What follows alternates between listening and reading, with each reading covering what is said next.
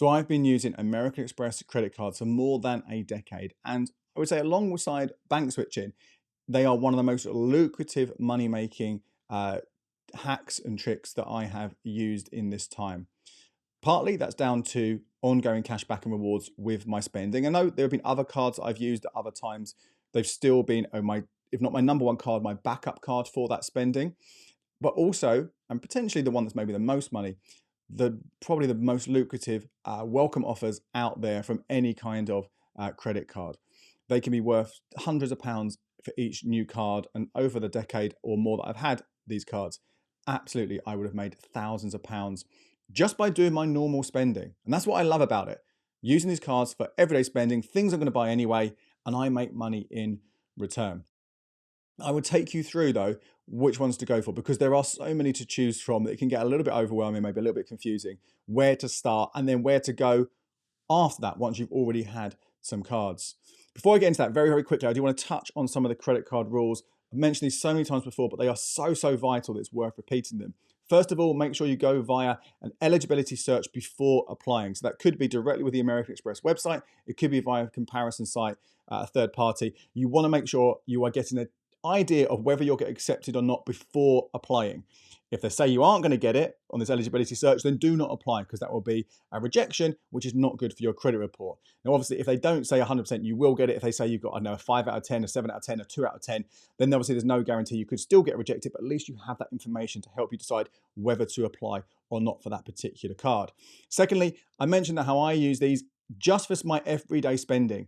If you get one of these and use it to spend more than you normally would, well, you're not saving money, are you? You're spending for the sake of it, particularly when it comes to those welcome offers, which often require you to hit a certain threshold to trigger the bonus. If you're just spending to get there, then that's obviously going to be counterproductive in the longer term. And even worse than that, if you can't clear your balance completely every single month, so you are overspending on these cards, then you're going to get hit with interest charges, which will wipe out the cashback, and potentially some sort of penalties on your credit report if you fail to pay at all. So really vital. These are only for people who are willing and able to use it in a kind of sensible and controlled manner. Okay, let's talk about the best Amex cards for 2025 then. And there are a couple of routes you can go down here. And first of all, I want to talk about them if you've not had one in the last 2 years or ever in the past at all, okay? Because if that is the case, you're eligible for one of those lucrative welcome bonuses. And I say these can be worth hundreds of pounds. Now, there are a number of these different deals out there. Some of them are really super large, but they have particularly sort of harsh conditions attached to them, particularly high levels of spending you might need to do, some fees that come into play as well. And I'm not saying they aren't worth looking at. They absolutely are. But if you haven't had a card before, I would be starting with one of the more simple ones, the ones which don't have a fee, or if they have a fee, it's pretty low. And the spending threshold still could be high for some people, but potentially more achievable for most people, particularly if you time it around a period where you know there are some larger expenses coming along. So the first one I would look at here is the American Express Nectar credit card. This is free in year one, won't cost you anything. From year two onwards, there is a £30 annual fee. So you have to weigh up after that first 12 months whether you want to stick with this one or potentially switch to another one which doesn't have a fee. Now, the standard welcome offer here, and this is rarely boosted, so this is generally what you're going to get any time of the year, is 20,000 bonus Nectar points when you spend £2,000 in the first 3 months. So £2,000 in 3 months. If you put all your groceries on there, your petrol, all that kind of stuff, you're probably going to be able to hit this one. This is one of the lowest spending thresholds, so I think it's a really good entry level for most people. Now, the value of those, because you also get 2,000 Nectar points from that £2,000 spend in the first 3 months, means that initial welcome offer is worth £120 in Nectar points. And as long as you can sometimes shop in Sainsbury's or Argos, then you're going to spend those as well, aren't you? So that one is a great entry-level one I would go for. You also, ongoing rate here, and we'll talk about those a bit more later, but you get 2 points for every pound that you spend. That works out at 1%, also making this the highest paying cashback card out there right now for the bulk of your spending. Alternatively, you could look at the American Express Cashback credit card. Now, this one has a £25 annual fee.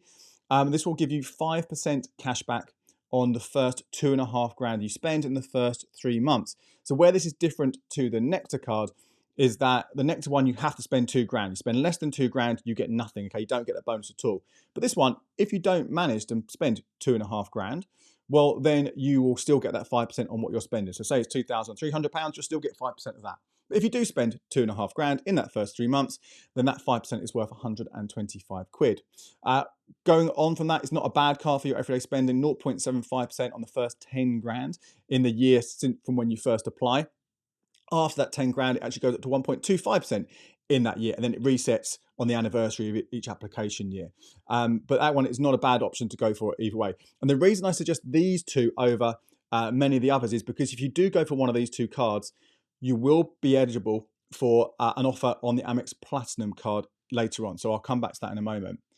If you don't think you want to be faffing around with the Amex Platinum card though, and you want potentially the highest paying welcome offer without, which is more achievable at least, then you could look at the American Express Preferred Rewards Gold card. Bit of a mouthful, that one.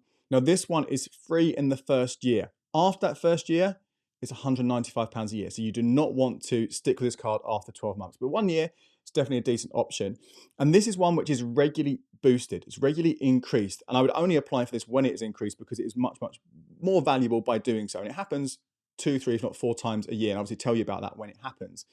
When it is boosted, you get 30,000 American Express reward points when you spend £3,000 in 3 months. Sometimes these conditions do change, so obviously do check them when you're applying that there isn't an increased threshold or a longer term or a different points value. But generally speaking, that's what you're looking at.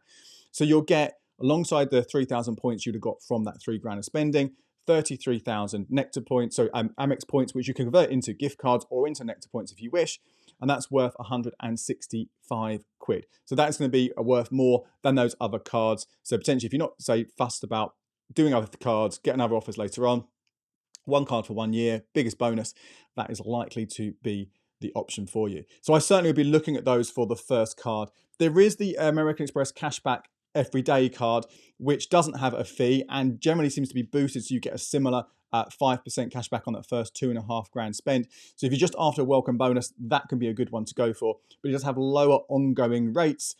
So I would think you're better off just going paying that 25 quid and getting the one which will earn you more as that year goes on. Of course, all of these cards and all the ones I'm going to mention about later on, you can get an additional bonus the first time you apply. So even if you're not eligible for a welcome bonus, it's well worth doing this. Either going via a cashback site such as Top Cashback or Quidco, or getting a refer a friend link. And often that's enough on some of these cards, like the American Express Cashback card, for example, to wipe out that fee in the first year, or with the Nectar card, potentially cover the fee for what would have been the second year. So you can absolutely always get a little bit more on top, even if you aren't eligible for these welcome offers. Now, there are some others worth talking about here. And as I said, these are ones you can get from the bat if you haven't had an Amex in the last 2 years, but you can also get them in some cases, depending on, as an existing Amex customer, depending on which cards you already have or had in the last 2 years. Let's talk about the Platinum card first of all, because I mentioned that already. The Amex Platinum card, you can get the welcome bonus for this as long as you haven't had the Amex Platinum card itself, the Amex Preferred Rewards Gold card, or the Amex Rewards card. As long as you haven't had any of those 3 cards in the last 2 years, which means if you've got the Cashback card or you've got the Nectar card, you are eligible, then you can apply for this. Now this one, again, always wait for it to be boosted, and I'll tell you about that when that happens, but often when it's boosted, you're looking at around 80,000 Amex points. The spending threshold when it's boosted is often very high though. 10 grand in the first 6 months, maybe, that's a lot, obviously, money to spend in that time. But if you did that, 80,000 points plus the 10,000 points you get from the spending, that's worth about 450 quid if you convert it into a gift card, for example. So really, really lucrative. Plus, on top of that, as we'll come to a bit later on, there are extra perks and features which I think easily are worth a good £200, £300, £400. And that goes a long way to wiping out that £650 annual fee. So again, a lot of money to spend up front on the fee, a lot of money to spend to trigger the bonus. But if you're eligible, could be really, really, really lucrative with the additional offers you get. But I think you really want to time this for when it is boosted. Otherwise, it isn't as great. And the offers do vary. It might not be the same as that, but I also share those with you when they happen.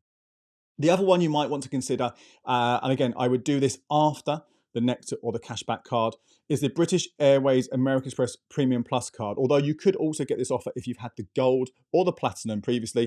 So this is a good one to think about. Maybe as a third welcome bonus after the Platinum as your second.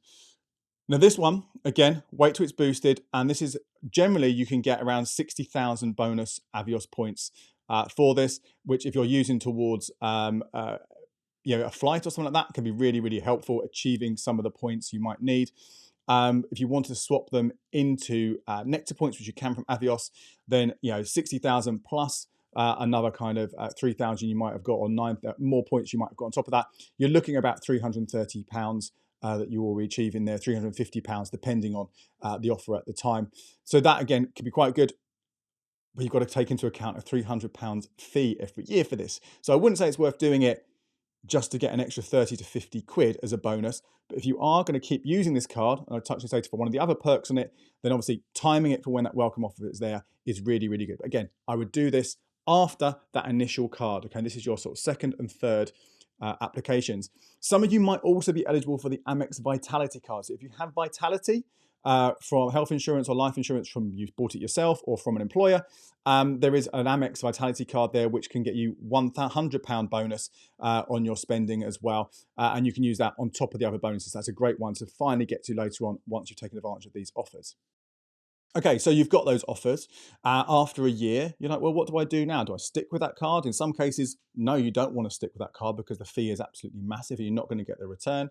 Another case, you might go, yeah, okay, I'll stick with it. But which are the ones best for ongoing spending? I've already covered some of this briefly, so I'll be quite quick on this. The highest paying card you're going to get from American Express on just everyday spending is that Nectar Amex with 2 Nectar points for every pound that you spend. That works out at 1%. Again, if you've got this for a second year, you will have to factor in that £30 fee and see just how much that reduces the equivalent rate. The cashback card, as I said, 0.75% on the first 10 grand you spend in a calendar year, an anniversary year, then 1.25% after that, and then it resets on the anniversary of your application. The Preferred Rewards Gold card, now this one is a lower spending one. 1 Amex point for every pound you spend is only worth 0.5%, but there are bonuses that come with this based on your spending threshold. So you spend at least 5 grand, then every 2.5 grand after that, you get another load of points added on. So this one really works out, depending exactly what you spend, as long as it's more than 5 grand, as I said, between 0.64% and 0.75%. So not amazing, but it's not a bad one to be looking at, particularly only in that first year when it is free. After that, you've got the reward card. This is 1 point for every pound that you spend. That works out at 0.5%.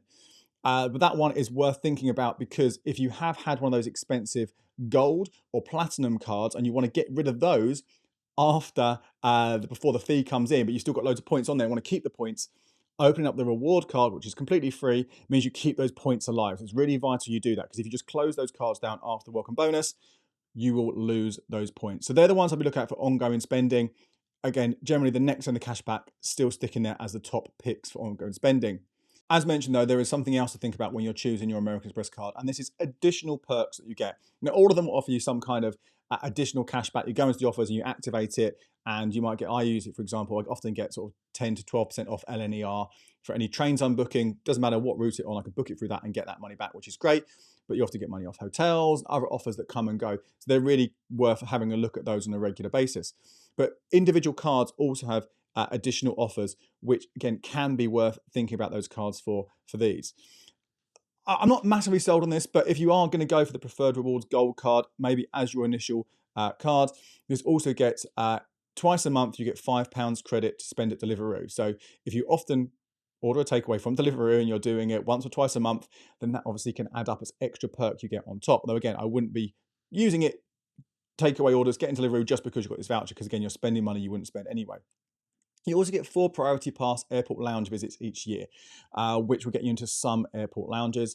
Again, I wouldn't pay the £195 a year for this, but if it's free, may as well take advantage. Now, the Platinum card, as I said, this has a huge number of extra perks available on there. You get worldwide family travel insurance, easily worth 150 to 200 quid, if you need it, of course.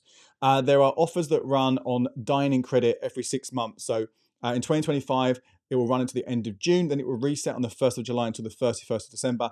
And it's £100 in each of those half years to spend at our participating restaurants.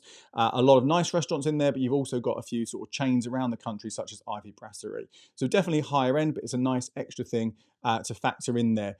There is also additional credit to spend overseas, but that's quite limited. So great little extra if you are going to be going to one of those countries, one of those cities, one of those restaurants which has offers, but I wouldn't factor it in. You also get, until the end of June, £50 credit to spend at Harvey Nicks, and also airport lounge access all over the year. So all of that can be really, really lucrative, combined with that welcome bonus for 1 year. I think it can partly justify that £650 fee. The British Airways Premium Plus and the British Airways Amex card. These two both have companion vouchers if you spend £15,000 each year. A companion voucher is basically a 2-for-1 or an upgrade type voucher with British Airways. Now, you need a lot of Avios points in order to use these. So you have to be, welcome bonus becomes even more important there. And in fact, it could be a while before you're actually able to do it on something really big, long haul to make it really worthwhile. But again, if you look into that, if you get it on the Premium Plus credit card, it's lasts for 2 years and it's valid on all classes. If you get it on the free British Airways Amex card, it only lasts 12 months, only valid in economy. But of course, you aren't paying that initial £300 fee every year for the card. So there you go. They are the best Amexes for 2025. There are other ones out there as well. If I've not mentioned it, it probably means that for most people, it's not going to be the best one for you. Like, there's a few which I personally wouldn't bother with at all. So just a quick summary there. I would go as a first timer, if you haven't had Amex or haven't had one the last 2 years, I would go for the American Express Nectar or the American Express Cashback Credit Card. Then, if you're willing to or want to or able to, after that, I would be looking at getting the American Express Platinum Boosted Welcome Bonus. And then after that, the British Airways Premium Plus Welcome Bonus. For ongoing spending, the Amex Nectar and the Cashback Card are still the best paying ones out there as well. So mixing and matching between those ones, I think you're going to be the best bet. Now, there are some hacks and workarounds, but I'll save those for another time. If you want more information about all of these cards and those special offers, don't forget becleverwithyourcash.com. We have all those latest deals listed there. My name's Andy Webb. Thanks so much for watching. Until next time, cheers.